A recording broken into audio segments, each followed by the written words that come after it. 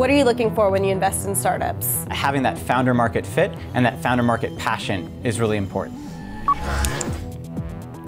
For instance, we have a portfolio company called T4ia, and Alan Han is Taiwanese, and his whole passion, his whole life has been tea. And he'd worked in the hardware industry, he worked on the Xbox team, and when he came to us, he said, I've done hardware my whole life. The thing I want to make is the perfect tea maker. And so when we invested, we really understood that he had the passion and the domain expertise to really make that execute. The other thing we really look for is we have to believe it can get to hundreds of millions, if not billions of dollars in revenue, kind of on a venture timescale. So have any of your startups achieved that metric yet? We're only about 5 years old as a firm, so none of them are really there yet. But we've got a couple that are trending really well.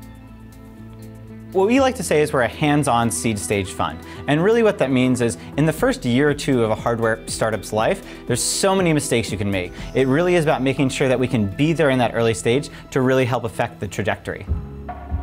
So just a few years ago, your fund size was $2 million. Today, it's grown to $50 million, so it's a lot more money. So what size checks are you writing? Really with the $50 million fund, we're looking to lead or co-lead $500,000 to $3 million round size.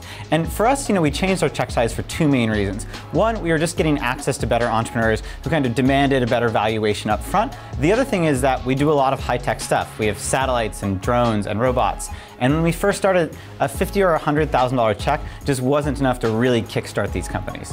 When you do seed stage, do you do any follow-on rounds as well? Yeah, we plan to pro rata probably through Series Bs in our company. How do you find your deal flow? How do you spot the next big thing? We're always looking. One area that we are very interested in is kind of the people shutting out of the kind of big companies that have already gone and exited. So now we're at this really cool point in the hardware ecosystem where you've had Fitbit and Nest and people at Apple who've been there, who've built great products, who've been part of amazing founding teams, and they're looking to break off and do their own thing. And so we think people who've kind of seen a turn at the cycle in a big company or at some of these startups are really make great founders.